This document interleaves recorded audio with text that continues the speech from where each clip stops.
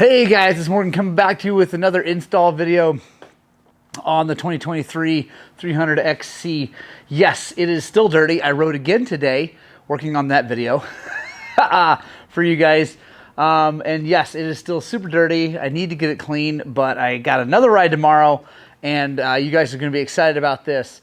I am riding with a friend who's got a very new XCW, 300 XCW with the TPI, but he's got a head and good suspension and all that stuff. So we're going to go do a comparison test. It's going to be really, really cool. I'm excited.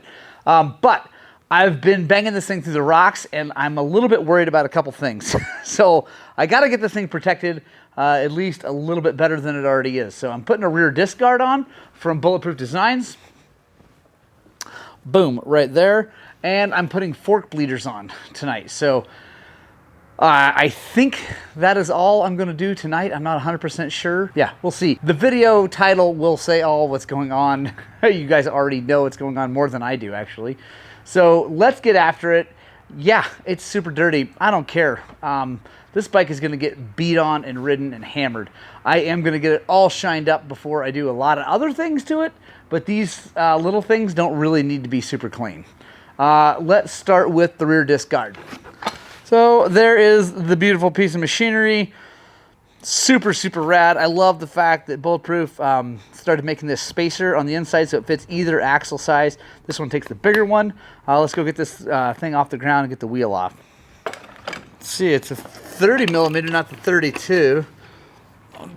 But I'm pretty sure it's a bigger axle. We're going to find out.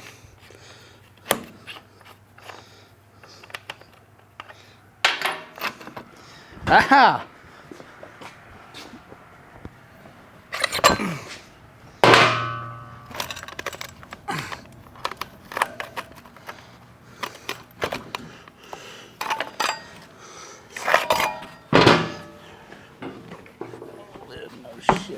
Haha, actually it's not. It's a smaller axle. It just uses a different nut. It doesn't use the 27 millimeter nut that they used forever. So that is interesting. Let's see. It's actually, it's in between. That's crazy. Let me show you guys. Bulletproof. Fortunately, smart folks have different size spacers, and actually, so 25 is the bigger. This is a 22, like that, and then this must be, let's find out. I don't even know. These are calipers. So that's 20, that's 22, the one we're getting ready to put in. The smaller one is 20. So I did not know that. That is rad. So thank you, Bulletproof Designs, for being ahead of the game on that. That's awesome. Man, I really should have cleaned this thing. That's okay. I don't care. You guys can suck it. Now we are moving the brake pads.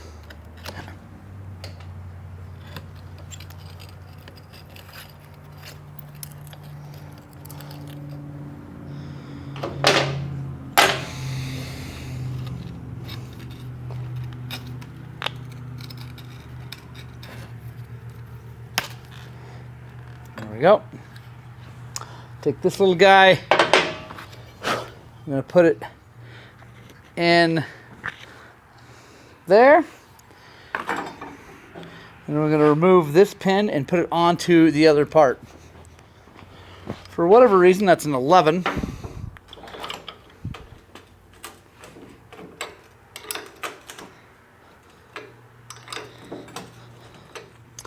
You can go put a little blue Loctite on that thing. It's got some left on it, but I'll go put some new stuff on.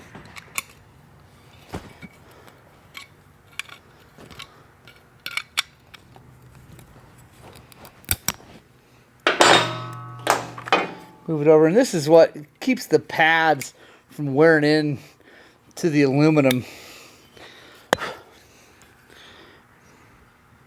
Now, I'm going to get some grease, put it on this pin and in that hole. All right, there we go. Now we just go back together.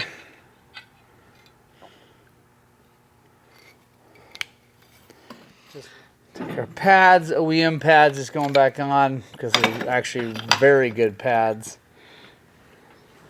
Put little cotters in.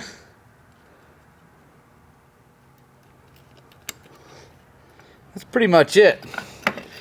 Super duper simple. And now my rotor will be protected. It makes me very happy. I'm gonna put this and let's see. So we drop it in from the outside, so when this is against the swing arm, it can't come out. I don't know that it would come out anyway because the wheel will be in the way, but it seems like that's where it should go. You know what?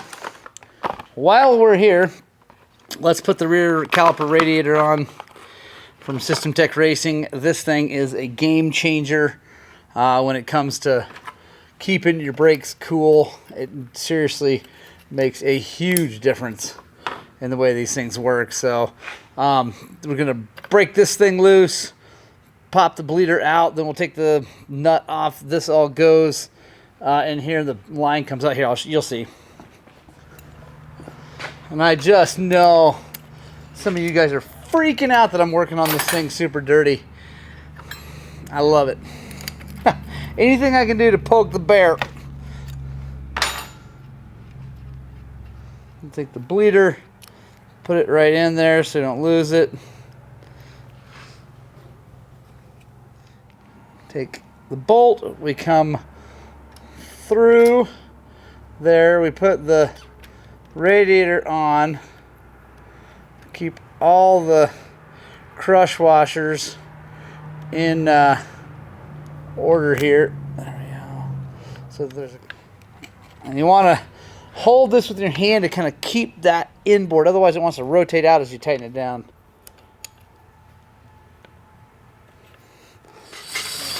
And while we got the wheel off, let's put our DDC Sprocket on. Alright, so this is our stock Sprocket. It's aluminum as always. I think I looked it up. Should be a 49 tooth. So let's look, and sure enough, this 50 tooth is bigger. There's another video here on the internet while they were describing this thing, and they said it came with 1350. That is just not true. It is definitely a 49 tooth rear and a 14 front sprocket. So I don't know where they got that. This is simple, guys. We're just going to pop this off. It's a 13 nut on the back, 45 Torx. I'm just going to get these off. This is kind of like if you give a mouse a cookie or you give a pig a pancake. You start working on this thing, it's like I'm just going to keep going, but till I get to the point where there's no more things that I'm already touching. Definitely smaller than a 50. Again, not sure where those folks got their numbers, but it is 100% a 14, a 49, and still honestly feels low geared. And this is a 50. I don't know how happy I'm going to be with the 50. Let's take a look, guys, since the spacer surprised me. That's interesting. So, new spacer goes inside. It looks like the bigger style, but it goes inside. And the inner, you guys know where you're going to see that, but the inner spacer necks down beyond this, or down to this, but this is crazy. So what, yeah, okay, so that's cool. So like the old school ones, they neck down, they went through, and then there's a space like that didn't have any support. Like, it was fine though, but whatever. Now that inner spacer necks down again to meet this exact diameter and then go through. So that's pretty cool. Gonna go get all your recommendations and lube this chain.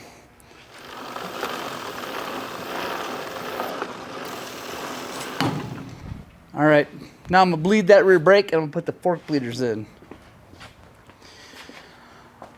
All right, guys, gotta show you something.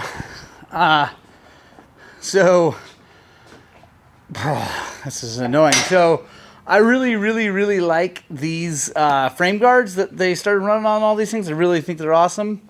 But check that out. They put plastic over the cap to the brake reservoir, the master cylinder reservoir. Anyway, whatever. So you can't freaking get to it without taking this whole thing off. And my guess is, I mean, it's not too bad, but you got to cut a zip tie. What? Now, I think I did see someone who had issues with that, like they were wearing through that cap, and maybe that's why. I've never had that problem, so I don't know. But, yeah, anyway, whatever. No big deal. I mean, I got it bled, it's fine, whatever. But since I'm going to probably try to race some hard enduro on this bike, I had Bulletproof Design send me this little guy that is the Caliper guard. And I like it because it goes over even with the radiator cooler or the caliper radiator on there. So that is pretty sweet. We'll get some Loctite for the bolts and put that on.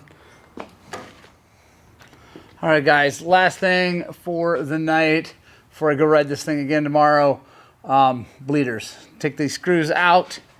Gonna put these bleeders in. I'll show you what it looks like. I've shown whatever. It's pretty simple. I don't need to explain this, but then we'll be good.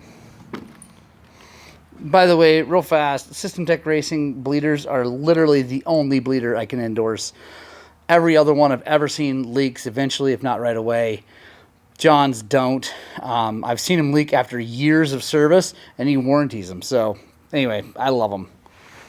All right. Got them mounted. There's that one. And the one on the air side. There we go. I'm a huge fan of fork bleeders. I can't recommend them enough. I really think you should run them.